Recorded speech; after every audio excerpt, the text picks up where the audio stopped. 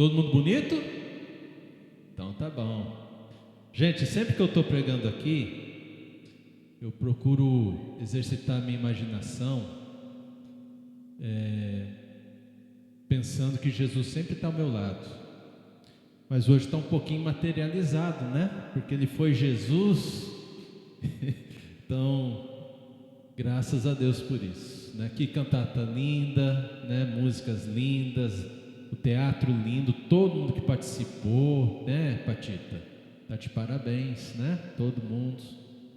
E nós vamos ter uma breve mensagem, porque nós precisamos da palavra de Deus para que tudo isso faça sentido.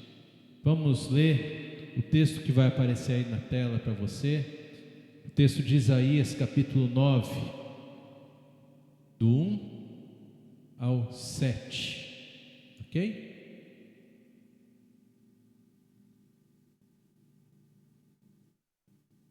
Isaías, capítulo 9, do 1 ao 7. Mas para a terra que estava aflita, não continuará escuridão. Deus, nos primeiros tempos, tornou desprezível a terra de Zebulon e a terra de Naftali, mas nos últimos tempos tornará glorioso o caminho do mar, além do Jordão, Galileia dos gentios. O povo que andava em trevas, vamos ler juntos esse versículo, por favor? O povo que andava em trevas viu grande luz, e aos que viviam na região da sombra da morte, resplandeceu-lhes a luz. Tu, Senhor, porém, tens multiplicado este povo e aumentaste a sua alegria. Eles se alegraram diante de ti, como se alegram no tempo da colheita, e como exultam quando repartem os despojos. Porque tu quebraste o jugo que pesava sobre eles, a vara que lhes feria os ombros e o cetro do seu opressor, como no dia da vitória sobre os midianitas. Porque toda bota com que o guerreiro anda no tumulto da batalha, e toda roupa revolvida em sangue, serão queimadas, servirão de pasto e fogo. Porque um menino nos nasceu. Vamos ler juntos também? Porque um menino nos nasceu, um filho se nos deu. O governo está sobre os seus ombros, e o seu nome será Maravilhoso Conselheiro, Deus Forte, Pai da Eternidade, Príncipe da Paz. Ele estenderá o seu governo e haverá paz sem fim sobre o trono de Davi e sobre o seu reino, para o estabelecer e para afirmar com juízo e com justiça, desde agora e para sempre. O zelo do Senhor dos Exércitos fará isso. Amém, gente? É um texto que fica um pouquinho complicado, porque a gente só imagina o nenê recém-nascido e o menino, né? O nenê que nasce e que é a luz, mas nós não pensamos muitas vezes no contexto onde Jesus nasceu. E o contexto em que Jesus nasceu é um contexto em que há trevas sobre a terra. É um contexto em que há escravidão entre os homens. É um contexto em que não há nenhum tipo de santificação, tudo está sujo e precisa ser limpo, né? É isso que os versículos 4 e 5 nos falam. É nesse contexto que nós vemos o nascimento de Jesus. Por isso, luz. Por isso, o nosso tema hoje é o Natal de luz. E essa luz que vem de Deus. E eu queria conversar com você hoje sobre como começou esta luz. E para isso nós vamos nos socorrer com o apóstolo Paulo, quando ele fala lá em Filipenses, no capítulo 2. Nós não vamos ler, porque eu não quero me alongar. Mas o apóstolo Paulo, ele fala o seguinte, né? Que Jesus, ele não considerou que devia se apegar ou reter o fato dele ser Deus. E Jesus estava lá na glória com o Pai. E quando Jesus pensa assim, Jesus pensa com o sentido de fazer a vontade de Deus. E a vontade de Deus é que Jesus se desfizesse de tudo ali na glória para vir à terra, nascer, sofrer, morrer e ressuscitar. Quando Jesus tem essa atitude de obedecer a Deus e não reter a qualquer custo o fato dele ser Deus, quando Jesus se submete à vontade de Deus, Jesus está buscando a glória de Deus. Amém, gente? Isso precisa ser entendido por nós. A glória de Deus é o que Jesus buscava. E o que é essa glória? O que representa a glória de Deus na palavra? É a luz. Por exemplo, quando Moisés estava cuidando dos gados do seu sogro e viu uma sarça ardente, que tinha fogo nela, mas o fogo não consumia, isso é um sinal que ele está vendo a glória de Deus, que tem a ver com essa luz, João, quando ele vai falar sobre Jesus, ele fala assim em João capítulo 1, versículo 14, e ele habitou entre nós, e vimos a sua glória, glória como do unigênito do Pai. O que nós vimos? O que João disse que ele viu? A glória. João está falando de algum brilho aí.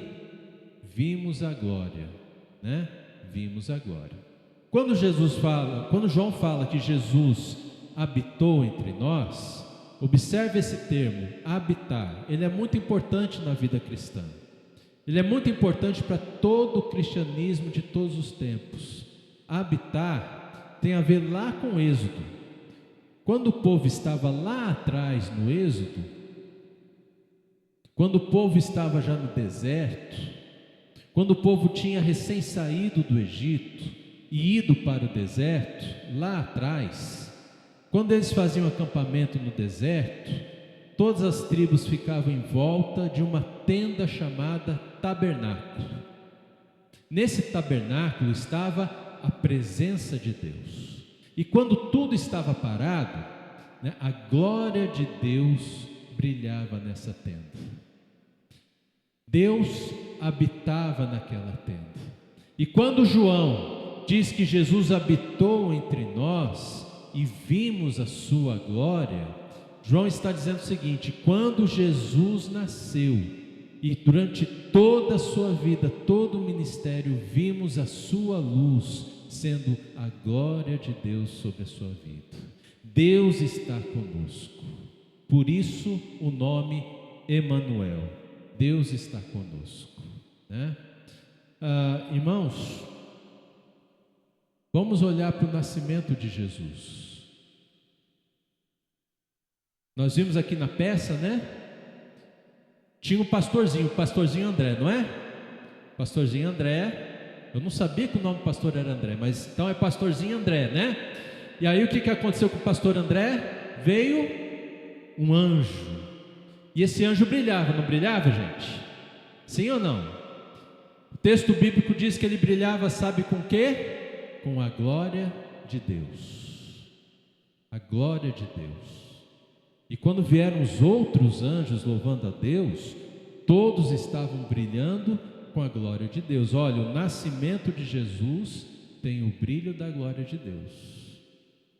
Alguns anos depois, um pouco menos de 2 anos depois, tinham sábios do Oriente, que todo mundo chama eles de reis magos, que eles seguiam o quê? Uma estrela.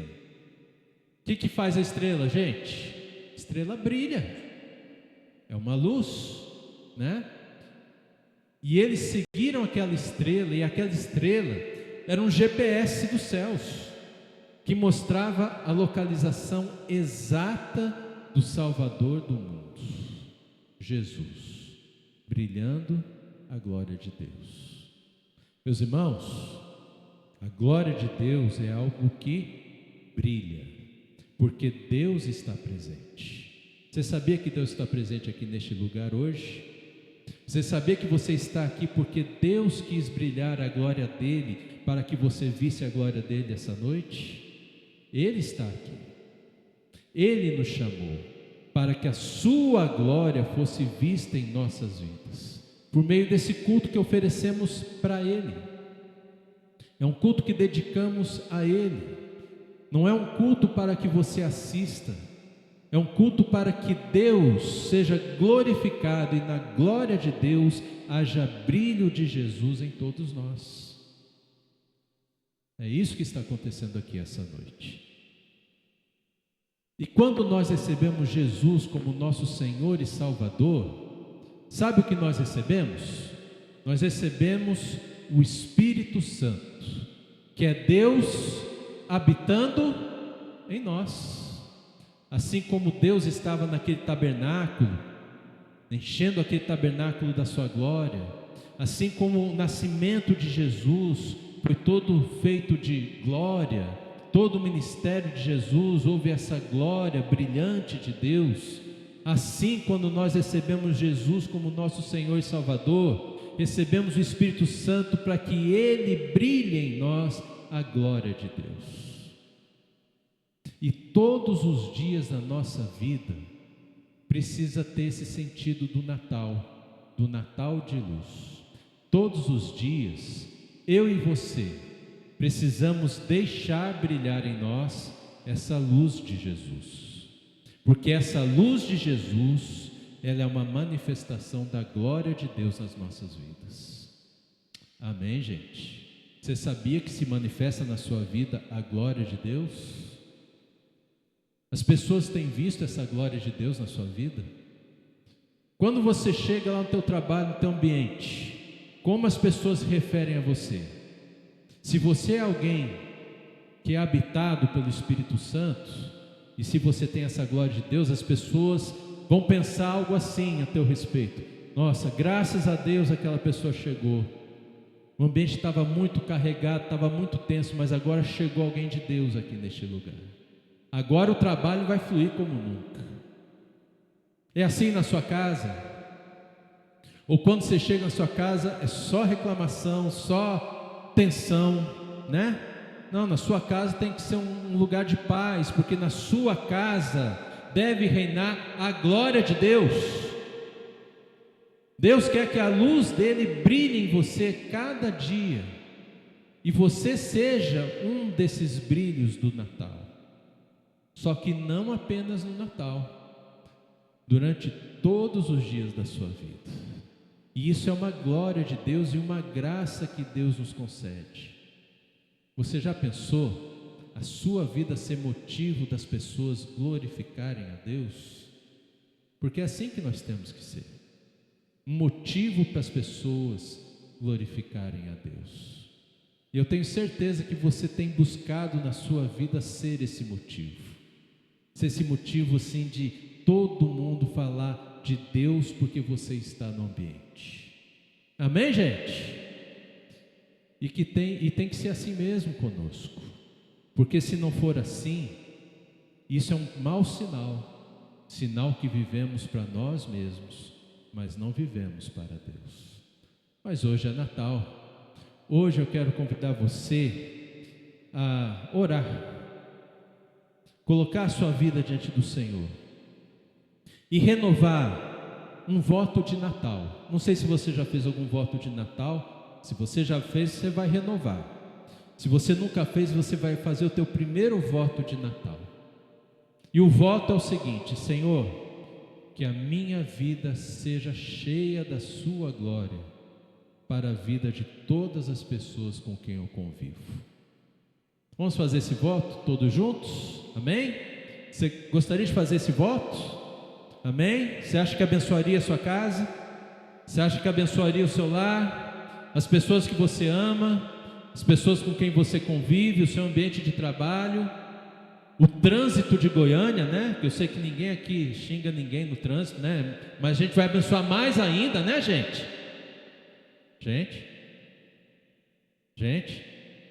Amém, gente? Nós temos que abençoar a nossa cidade.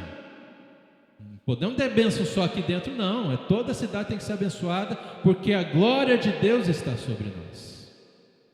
Então agora você vai simplesmente baixar a tua cabeça, fechar os teus olhos, e você vai fazer esse voto com Deus: Senhor, que a minha vida seja para o louvor da sua glória, para que a tua glória brilhe em mim e através de mim para todos.